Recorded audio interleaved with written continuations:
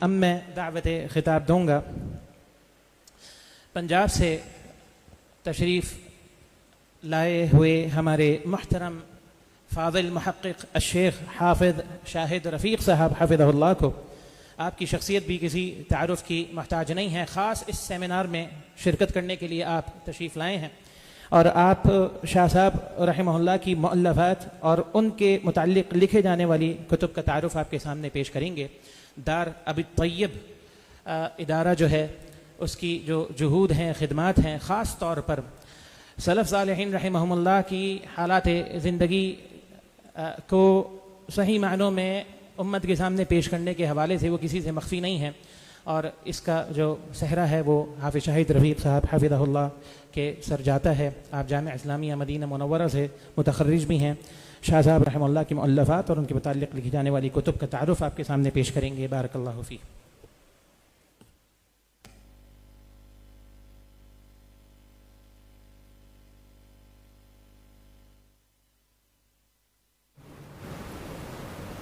وعلى آله وأصحابه وأتباعه إلى يوم الدين، أما بعد، أعوذ بالله من الشيطان الرجيم، إنا نحن نحيي الموتى ونكتب ما قدموا وآثارهم وكل شيء أحصيناه في إمام مبين۔ محترم بھائیو، اس دنیا میں کسی انسان کے لیے بہت بڑی سعادت کی بات ہوتی ہے کہ اس کی سانسوں کا سلسلہ رک جائے لیکن اس کی نیکیوں کا سلسلہ کبھی ختم نہ ہونے پائے۔ آج ہم یہاں جس شخصیت کی خدمات اور جہود کے تذکرے کے لیے جمع ہوئے ہیں، انہیں دنیا سے گئے ہوئے تقریباً 28 سال ہونے والے ہیں، لیکن آج بھی انہوں نے اپنے تلامذہ کی شکل میں جو صدقہ جاریہ چھوڑا تھا وہ دنیا بھر میں تعلیم و تدریس کے ذریعے سے کتاب و سنت کی دعوت دے رہا ہے۔ انہوں نے اسلامی مراکز، مساجد اور تعمیر کے سلسلے میں جو خدمات انجام دیں، یہ صدقہ جاریہ ان کے لیے آج بھی نفع بخش ثابت ہو رہا ہے۔ ایسے ہی انہوں نے جو علم نافع تصنیفات کی صورت میں اپنے پیچھے چھوڑا ہے، ان کی زندگی میں بھی اور آج بھی پوری دنیا میں ان سے فائدہ اٹھایا جا رہا ہے۔ حضرت شاہ صاحب رحمۃ اللہ علیہ کی زندگی میں ان کی یہ کتابیں پاکستان سے باہر کویت سے چھپ چکی تھیں، بیروت سے طبع ہو چکی تھیں، ہندوستان میں بنارس سے ان کی کئی کتابیں چھپ چکی تھیں۔ یہ سارا سلسلہ کس بات کی علامت ہے کہ ایک دفعہ امام ابو موسیٰ الضریر رحمۃ اللہ علیہ سے کسی نے پوچھا، کیف صارت کتب الشافعی فی الدنیا، کہ امام شافعی کی کتابیں آخر پوری دنیا میں کیوں کر پھیل گئی؟ انہوں نے فرمایا، اراد اللہ بعلمہ فرفعہ اللہ، کہ انہوں نے اپنے علم سے اللہ کی رضا چاہی تو اللہ نے ان کے علم کو پوری دنیا میں پھیلا دیا تھا۔ حضرت شاہ صاحب رحمۃ اللہ علیہ کی تصنیفات اور کتابوں کے حوالے سے مجھے بھائیوں نے جو موضوع دیا ہے اس کے حوالے سے چند گزارشات میں آپ کے سامنے عرض کرتا ہوں۔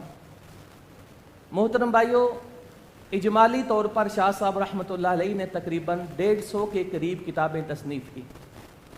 انہوں نے اپنے عہد اور ماحول کے مطابق جتنی زبانیں وہاں پڑھی اور سمجھی جاتی تھیں، عربی زبان میں، سندھی زبان میں اور اردو، تینوں زبانوں میں انہوں نے تحریر و تصنیف کا کام کیا۔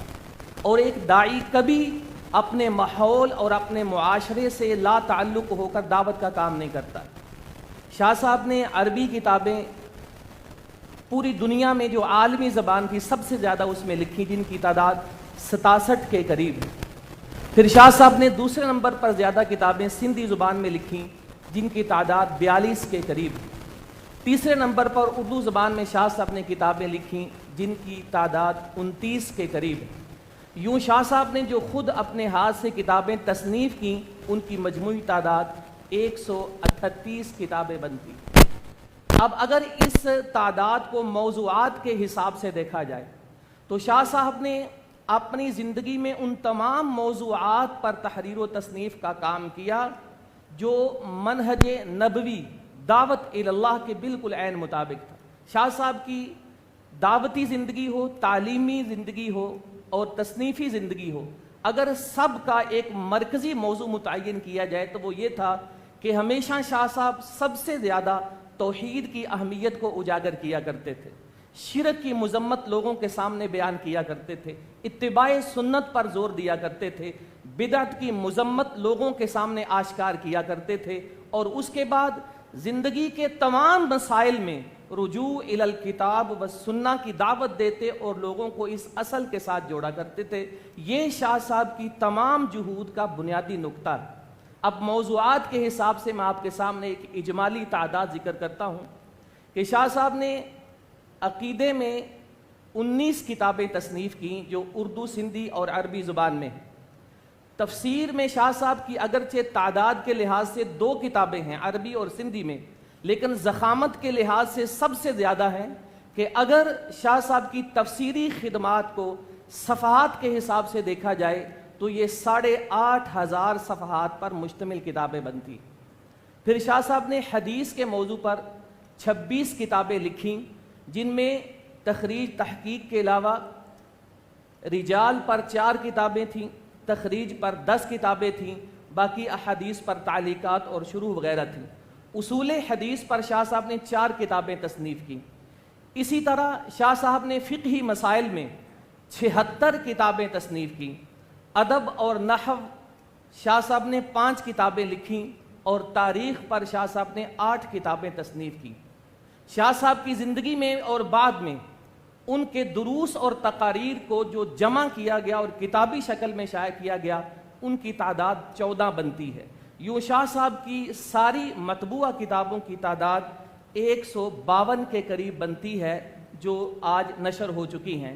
مختصر وقت میں یہ ممکن تو نہیں ہے کہ ہم شاہ صاحب کی ان تمام کتابوں کا نام یا ان کا تعارف ذکر کریں، لیکن آپ کے سامنے میں شاہ صاحب کی چند ایک ایسی کتابوں کا ذکر رکھتا ہوں جن کا موضوع مختلف ہے، زبانیں مختلف ہیں، اور اس میں کوئی نہ کوئی ایسی امتیازی صفت پائی جاتی ہے جس سے شاہ صاحب کا علمی رسوخ اور ان کی قابلیت اور مہارت ظاہر ہوتی ہے۔ مثال کے طور پر سب سے پہلے دیکھیے کہ شاہ صاحب نے ایک اس مسئلے پر کتاب لکھی کہ کیا امام کے پیچھے مقتدی جب نماز پڑھتا ہے تو کیا مقتدی الگ سے سورۃ فاتحہ پڑھے گا یا امام کی قرأت ہی اسے کافی ہوتی ہے؟ اس موضوع پر شاہ صاحب نے ایک حدیث پر بحث اور تحقیق میں کتاب لکھی، المرآۃ لطرق حدیث من کان لہ امام فقراءۃ الامام لہ قراءۃ۔ یہ کتاب عربی زبان میں ہے اور 232 صفحات پر مشتمل ہے۔ اس کتاب کی خوبی یہ ہے کہ جب یہ کتاب شاہ صاحب نے لکھی عربی زبان میں تو ان کی عمر صرف 19 سال تھی، اور اس میں انہوں نے کام کیا کیا ہے کہ یہ روایت 12 صحابہ کرام سے مروی ہے۔ ان صحابہ کرام سے جتنی اسانید اور طرق کے ساتھ یہ احادیث مروی ہے سب پر جرح و تعدیل کے حساب سے علم الرجال کی روشنی میں کلام کیا ہے، اور بحث اور تحقیق کے بعد ثابت کیا ہے کہ کوئی ایک سند بھی اس حدیث کی ایسی نہیں جو درجہ حسن تک پہنچتی ہو، کیونکہ ان میں شدید ضعف پایا جاتا ہے۔ شاہ صاحب نے جب یہ کتاب لکھی ان کی عمر 19 سال تھی۔ مولانا ارشاد الحق عصری حافظہ اللہ اس کتاب کا خصوصی تذکرہ کرتے ہوئے فرماتے ہیں کہ 19 سال کی عمر میں اس روایت کی اسانید اور طرق پر جس تفصیل کے ساتھ شاہ صاحب نے بحث کی ہے اس سے قرون وسطیٰ کے محدثین کی یاد تازہ ہو جاتی ہے۔ اب اس کتاب میں ایک اور چیز دیکھیے کہ شاہ صاحب نے جن روات اور رجال پر کلام کیا تھا ایک الگ سے کتاب لکھی جس میں ان سب کو حروف تہجی کے حساب سے ذکر کیا، کیونکہ ان روات کی تعداد بہت زیادہ تھی۔ شاہ صاحب سے ایک انٹرویو میں یہ سوال کیا گیا کہ آپ کو علم الرجال میں اتنی مہارت اور ملکہ کیسے حاصل ہوا کہ اتنی چھوٹی عمر میں آپ رجال میں اس قدر ماہر ہو چکے تھے کہ حضرت شاہ صاحب جب 1946 میں 21-22 سال کی عمر میں بٹالہ کانفرنس میں تشریف لے گئے تو شیخ الاسلام مولانا ثناء اللہ امرتسری رحمہ اللہ جو ان کے استاد تھے وہ فرماتے ہیں کہ آج ہمارے اندر ایسا نوجوان موجود ہے جو اس چھوٹی سی عمر میں علم الرجال کا امام کہلائے جانے کا مستحق ہے۔ شاہ صاحب سے پوچھا گیا کہ علم الرجال میں آپ کو یہ مہارت کیسے حاصل ہوئی؟ تو وہ فرمانے لگے بات یہ ہے کہ میری چھوٹی سی عمر تھی، میرے والد گرامی جب مجلس میں بیٹھتے تو لوگوں کے ساتھ ان کی گفتگو یہ ہوتی تھی کہ کبھی کہا جاتا یہ راوی ضعیف ہے، یہ راوی ثقہ ہے، کبھی یہ بات ہوتی کہ فلاں روایت صحیح ہے اور یہ روایت ضعیف ہے۔ کہتے ہیں اس گفتگو سے مجھے اشتیاق پیدا ہوا، پھر میں نے اپنے والد گرامی کو دیکھا کہ وہ کتب رجال کا بالاستیعاب مطالعہ کیا کرتے تھے۔ کہتے ہیں والد گرامی کے مطالعے کے بعد جب میں کتاب کھولتا تو جہاں جہاں راویوں کا ذکر وہاں والد صاحب نے اپنے ہاتھ سے اضافات اور تعلیقات لگائی ہوتی۔ تو کہتے ہیں اس سے مجھے شوق پیدا ہوا کہ میں بھی والد صاحب کی طرح ہی علم الرجال کا مطالعہ کروں گا۔ تو عربی میں کہتے ہیں نا الولد سر لابیہ، کہ کسی نے اگر باپ کا باطن دیکھنا ہو تو اس کی اولاد کے ظاہر مجسم کو دیکھ لو، اپنے باپ کا باطن اس کی شکل میں اور اس کے کردار میں نظر آتا ہے۔ ہم طلبہ علم ہیں، ہماری عمر بھی 19-20 سال میں، کتنے یہاں بھائی بیٹھے ہیں۔ شاہ صاحب کہتے ہیں کہ اس کے بعد میں نے کیا کیا کہ ذاتی طور پر پھر میں نے تاریخ بغداد کا مکمل مطالعہ کیا، اس کے بعد میں نے تاریخ کبیر امام بخاری کا مکمل مطالعہ کیا، اس کے بعد میں نے تہذیب و تہذیب کا مکمل مطالعہ کیا، میزان الاعتدال کا مکمل مطالعہ کیا۔ یہ وہ کتابیں ہیں کہ میں بلا مبالغہ یہ دعویٰ کر سکتا ہوں کہ ہم میں سے کسی نے، جتنے طلبہ بیٹھے ہیں، شاید ہی ان میں سے ایک کتاب کا بھی بالاستیعاب مطالعہ کیا ہوگا جو ذاتی اور فائدے کا مطالعہ ہوتا ہے اس کے تحت۔ تو یہ میرے بھائیوں علمی ماحول اگر کسی طالب علم کو مل جائے تو بچپن ہی میں اس میں اس طرح قابلیت اور مہارت پیدا ہو جاتی۔ دوسرے نمبر پر شاہ صاحب کی ایک اور کتاب جس کا ابھی 2-3 دفعہ مجھ سے پہلے بھی ذکر ہوا کہ نقض قواعد فی علوم الحدیث، میں اس کے ایک ایسے پہلو کی طرف توجہ دلاؤں گا جو بھائیوں نے باتیں کی ہیں وہ آپ نے سن لی ہیں، بہت مفید باتیں تھیں، کہ آج کے دور میں اس کتاب کی عصری معنویت اور افادیت کیا ہے ہم طلبہ علم کے لیے۔ ہندوستان میں مولانا اشرف علی تھانوی صاحب کی زیر نگرانی علماء احناف کی ایک کمیٹی بنی جنہوں نے یہ فیصلہ کیا کہ ایسی حدیثیں ایک کتاب میں جمع کی جائیں جو حنفی مذہب کے لیے دلائل ہوں اور ہمارے مسائل کو ثابت کرنے والی۔ چنانچہ مولانا ظفر احمد تھانوی نے 22 جلدوں میں اعلاء السنن کے نام سے ایک کتاب لکھی، اس کے شروع میں ایک جلد میں ایک مقدمہ لکھا جو آج قواعد فی علوم الحدیث کے نام سے طبع ہے اور شائع ہوتا ہے۔ اس میں انہوں نے یہ دکھایا، جیسا کہ شیخ فراز صاحب بیان کر رہے تھے، کہ روایت کی تصحیح اور تضعیف میں ہم اپنے اصولوں پر عمل کریں گے، محدثین کے اصول نہیں مانتے۔ وجہ کیا ہے؟ محدثین کے اصول اگر یہ لوگ مانیں تو ان کے پاس کوئی روایت بھی اپنے مذہب کے لیے صحیح نہیں بچتی۔ مولا اسماعیل سلفی رحمۃ اللہ علیہ ان لوگوں کی بیچارگی پر تبصرہ کرتے ہوئے فرمایا کرتے تھے کہ آج بالفرض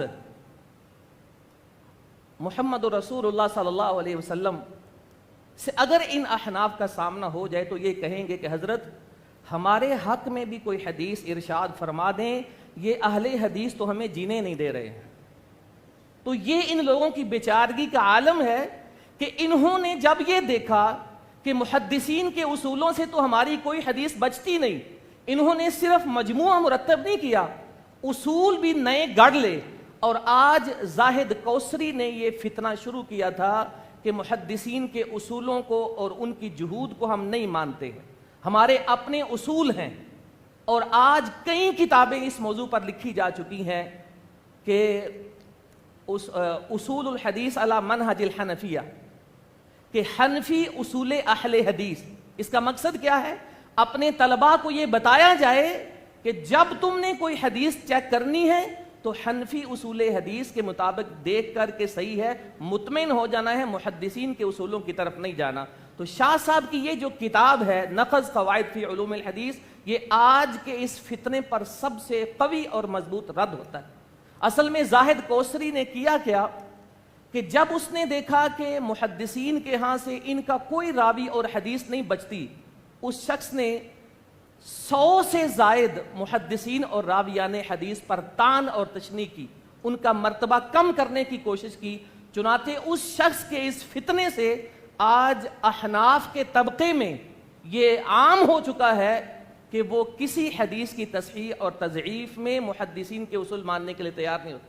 حالانکہ آپ ان کے متقدمین کی طرف جب چلے جائیں، امام طحاوی ہے، امام زیلی کی کتاب نصب و رایت دیکھیے، اس میں آپ دیکھیں گے وہ ہر جگہ محدثین کے کلام سے استدلال کرتے ہیں، راویوں کی جرح اور تعدیل میں انہی محدثین کے اقوال پیش کرتے ہیں جن کے ہم پیش کرتے ہیں۔ یعنی پہلے احناف کے اندر بھی ان اصولوں کا کوئی چلن نہیں تھا۔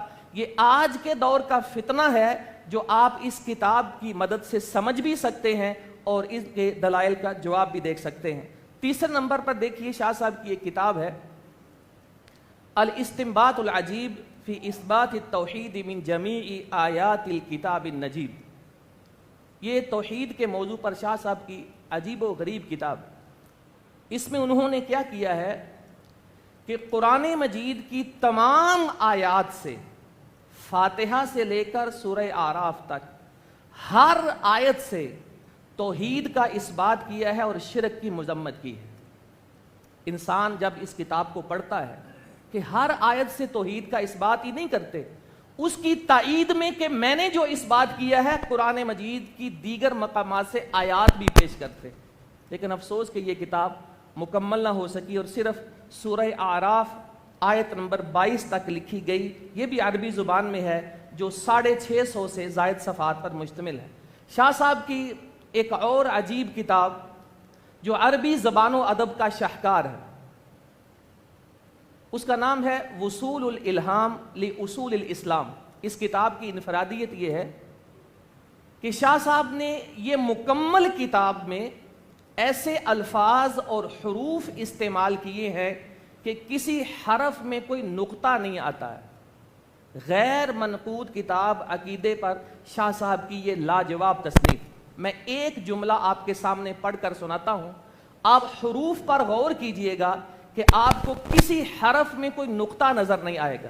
شاہ صاحب نے اس کی ابتدا میں اصول اسلام ذکر کیے ہیں، تو شروع ہی میں الاصل الاول کلمہ توحید اور شہادتین کا ذکر کرتے ہوئے فرماتے ہیں اعلموا رحمکم اللہ مدار المہامی و ملاک الالہام امام الکلام و کلام الامام لا الہ الا اللہ محمد الرسول اللہ وما احرر لکم مدلولہ واسطر لکم ما اولہ رہت الصلحاء وحدوا الہکم ومحصوا لہ اعمالکم وکلام اللہ مصرح امامکم الہکم الہ واحد لا الہ الا ہو۔ شاہ صاحب کی عربی زبان میں مہارت کی ایک اور مثال دیکھیے کہ شاہ صاحب نے ایک کتاب لکھی ہے العجوز لہدایت العجوز۔ العجوز لفظ پر یہ کتاب ایسی ہے کہ اس کتاب میں شاہ صاحب نے 40 مضامین اور مقالات لکھے ہیں، ہر مضمون اور مقالے میں انہوں نے العجوز ایک نئے معنی میں استعمال کر کے اس کے جملے بنا کر دکھائے۔ شاہ صاحب کی ایک اردو زبان میں کتاب ہے کہ آپ نے سنا ہوگا توحید خالص۔ اس کتاب کی کیا انفرادیت ہے کہ ایک دفعہ ملتان شہر میں یہ مسئلہ بحث آیا عوام الناس میں، علماء میں اور طلباء میں، کہ مسئلہ استواء اور علو باری تعالیٰ اور توسل کی کیا شرعی حیثیت ہے۔ ٹائم کیا اتنا باقی ہے؟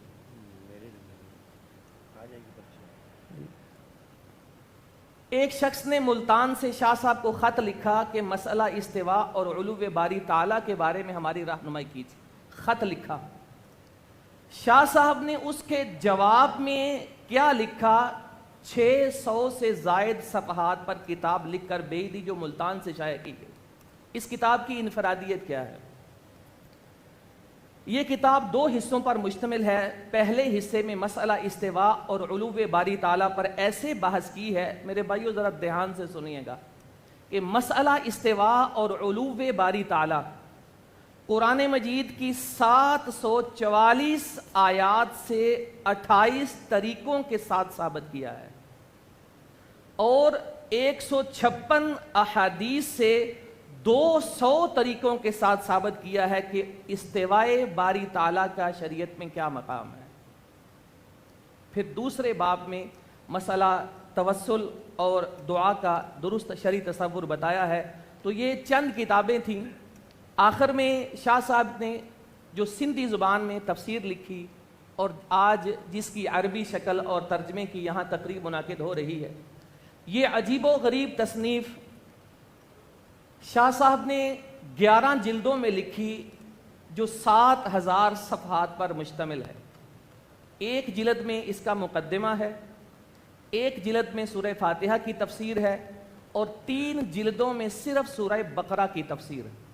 اب پوری تفسیر کا جائزہ اور منہج تو نہیں بتا سکتے، وقت تھوڑا ہے، لیکن ابھی جو مرکز المدینہ کے بھائیوں نے اور ان کی محنت سے، بالخصوص ہمارے عزیز بھائی شیخ شاہد اقبال صاحب کی تحقیق سے، مقدمہ تفسیر القرآن اور تفسیر سورۃ فاتحہ جو 2 جلدیں چھپیں، میں آپ کے سامنے اس کا سرسری سا ذکر رکھتا ہوں کہ ان دونوں جلدوں میں شاہ صاحب نے کیا لکھا ہے، تاکہ آپ کو اس کا تعارف ہو، اس کی اہمیت سمجھ کر آپ اس کے مطالعے کی طرف رغبت رکھیں۔ شاہ صاحب نے مقدمہ تفسیر القرآن میں 11 ابواب ذکر کیے ہیں، جو 720 صفحات پر مشتمل ہے۔ پہلے باب میں شاہ صاحب نے 5 فصلیں لکھی ہیں، جس میں کلام الہی کی فضیلت، قرآن مجید کی تلاوت کے 24 آداب بیان کیے ہیں، پھر حفظ قرآن کی فضیلت ہے، پھر سجدہ تلاوت کے احکام ہیں، پھر یہ مسئلہ بتایا ہے کہ قرآنی آیات جو پڑھی جائیں تو ان کا جواب دینا، اس کی کیا شرعی حیثیت ہے۔ دوسرا باب شاہ صاحب نے لکھا ہے جس میں قرآن مجید کے نزول کی تاریخ اور اس کی کیفیات بیان کی۔ تیسرے باب میں شاہ صاحب نے قرآن مجید کی جمع و تدوین کے متعلق پورا بحث کی ہے۔ چوتھے باب میں 7 احرف کا مطلب بیان کیا ہے۔ 5ویں باب میں قرآنی صورتوں، آیات، حروف، کلمات، نقطوں، اعراب، پاروں اور رکوع وغیرہ کی پوری تفصیل اور تاریخ بیان کی۔ 6 باب میں قرآنی اوقاف بتائے ہیں۔ 7ویں باب میں متواتر قراتوں کا تذکرہ کیا ہے۔ 8ویں باب میں علم تجوید کا تذکرہ کیا ہے۔ 9ویں باب میں یہ ثابت کیا ہے کہ قرآن مجید غیر مخلوق ہے۔ 10واں باب جو بہت اہمیت کا حامل ہے کہ جس میں شاہ صاحب نے احکام تفسیر بیان کیے ہیں، جنہیں اصول تفسیر کہہ سکتے ہیں۔ اس باب میں شاہ صاحب نے 21 فصلیں قائم کی ہیں۔ یہ ہم طلباء کے لیے بہت ہی رہنما چیز ہے۔ میرے بھائیوں، بر صغیر میں درس قرآن یا فہم قرآن کے نام سے ضلالت کا ایک بہت پرانا ایسا سلسلہ شروع ہوا جو آج بھی بڑے زور و شور سے جاری ہے۔ درس قرآن، فہم قرآن، اس کے نام پہ بہت سے لوگوں کو گمراہ کیا گیا کہ جس میں عقلی تفسیر، قیاسی تفسیر، صرف لغت عربی کی بنا پہ تفسیر کی گئی۔ تو ہم طلباء کے لیے یہ باب یہ پڑھنے والا ہے کہ قرآن مجید کی تفسیر کس طرح سے کرتے ہیں اور کون سی تفسیر معتبر ہے اور کون سی تفسیر غیر معتبر ہے۔ 11ویں باب میں شاہ صاحب نے طبقات المفسرین بیان کی ہیں۔ سورہ فاتحہ کی تفسیر جو ہمارے سامنے ہے، شاید ہی عربی یا اردو زبان میں اس قدر ضخیم اور مفصل تفسیر کوئی لکھی گئی ہو۔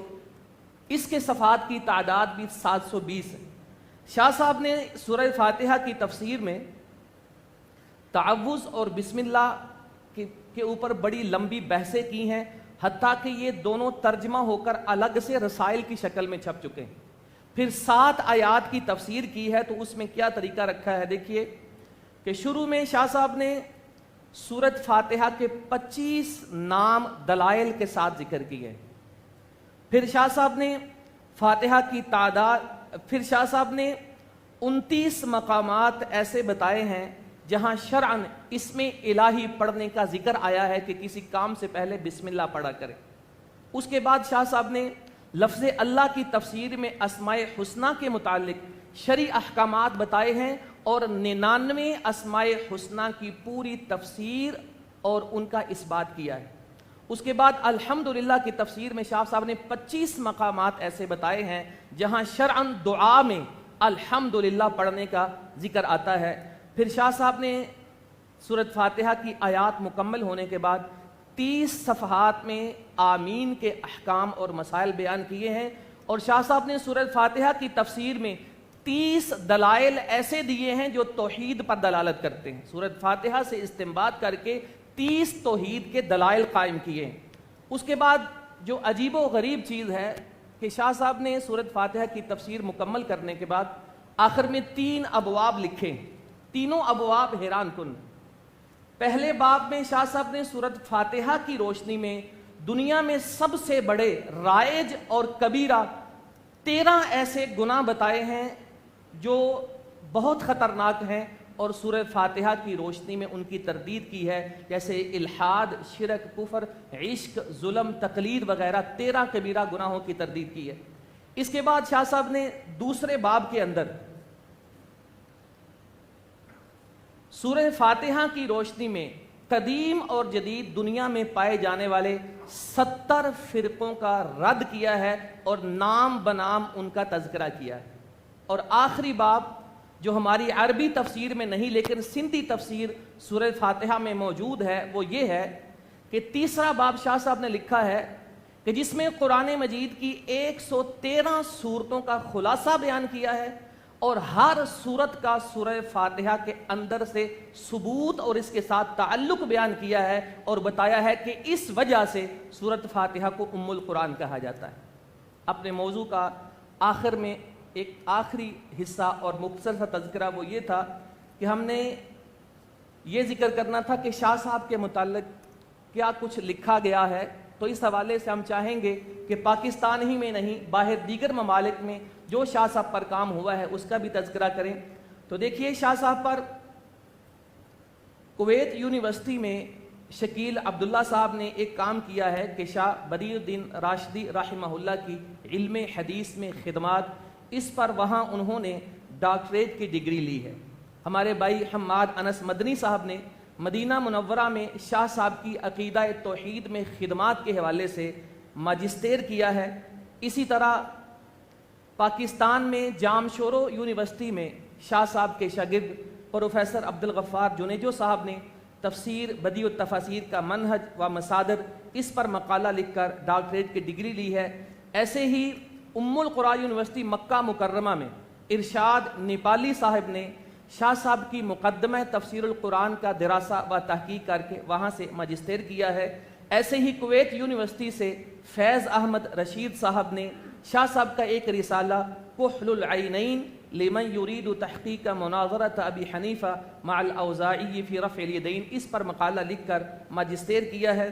ایسے ہی شاہ صاحب پر آپ جانتے ہیں کہ ہمارے عزیز دوست بھی اور محترم بزرگ شیخ افتخار اظہری صاحب نے شیخ العرب والعجم نمبر شائع کیا ہے۔ ایسے ہی شاہ صاحب کا خاص شاگرد اور ملازم اور کاتب پروفیسر ڈاکٹر عبدالعزیز نوڈیو صاحب نے جامشورو یونیورسٹی سے راشدی خاندان کی علمی و دینی خدمات پر 776 صفحات پر مشتمل بہت ہی مفصل مقالہ لکھا ہے۔ اگر راشدی خاندان بالخصوص شاہ صاحب پر کوئی مستند اور مفصل اور سب سے زیادہ معتبر کام ہوا ہے تو وہ یہی ہے، کیونکہ انہوں نے 14-15 سال شاہ صاحب کی خدمت میں گزارے تھے، اس لیے راشدی خاندان کا انسائکلوپیڈیا تھے کہ انہوں نے ان کے آباء و اجداد اور شاہ صاحب اور ان کے بھائی سب کی خدمات پر یہ مفصل کام کیا ہے۔ شاہ صاحب نے اپنی زندگی میں ایک انٹرویو دیا اپنے بارے میں جو رموز راشدیہ کے نام سے چھپا ہوا ہے، وہ تمام طلباء کو پڑھنا چاہیے۔ اس میں شاہ صاحب کی زندگی، طلب علم، دعوت، تعلیم اور اس کے بعد اسفار نہایت ہی طلباء کے لیے نصیحت نامہ ہے۔ آپ اس کی PDF بھی ڈاؤن لوڈ کر کے مطالعہ کر سکتے ہیں۔ شاہ صاحب نے جب مدینہ منورہ گئے تو وہاں شیخ عبد المحسن العباد حافظہ اللہ نے ان سے کہا کہ آپ اپنے حالات پر ایک کتاب لکھیے۔ تو شاہ صاحب نے اس وقت عربی زبان میں احوال حیاتی کے نام سے ایک کتاب لکھی تھی جو آج تک غیر مطبوع ہے، قلمی شکل میں موجود ہے۔ انشاءاللہ امید ہے کہ بڑی جلد ہی ہمارے عزیز بھائی شاہد اقبال صاحب اس کی تحقیق پر کام کریں گے اور یہ کتاب بھی شائع ہوگی۔ شاہ صاحب کی کتابوں کے حوالے سے ابھی 2-3 موضوعات باقی تھے کہ ان کی تصنیفات کی اجمالی خوبیاں کیا ہیں، اور خاص طور پر کہ شاہ صاحب کو زندگی میں کون سے ایسے وسائل میسر آئے کہ وہ اس قدر بڑے محقق، مصنف اور اتنے بڑے عالم بن سکے۔ انشاءاللہ پھر کسی موقع پر اس پر گفتگو کریں گے۔ اللہ رب العالمین سے دعا ہے کہ جن بھائیوں نے شاہ صاحب کی ایک غیر مطبوع قلمی کتاب پر 3 سال کا طویل عرصہ محنت کر کے اس کو شائع کیا ہے، اس کی تحقیق کی ہے، اللہ رب العالمین ان کے لیے اسے صدقہ جاریہ بنائے، بالخصوص مرکز المدینہ کے بھائیوں کے لیے، اور اس کے سرپرست بالخصوص شیخ عبداللہ ناصر رحمانی حفظہ اللہ کے سامنے جب یہ مشروع رکھا گیا کہ ہم شاہ صاحب کی کتابوں پر اس طرح کام کرنا چاہتے ہیں، تو شیخ صاحب نے اس کی بھرپور حوصلہ افزائی فرمائی۔ اللہ رب العالمین ان کو بھی اسی طرح جزائے خیر عطا فرمائے۔ شاہ صاحب کے پوتے شیخ نصرت اللہ راشدی صاحب کا بھی ہم شکریہ ادا کرتے ہیں کہ انہوں نے بھی کتاب کے مخطوط اور اس کے کاغذات فراہم کرنے میں ہمارے ساتھ خصوصی تعاون کیا۔ وآخر دعوانا ان الحمد للہ رب العالمین۔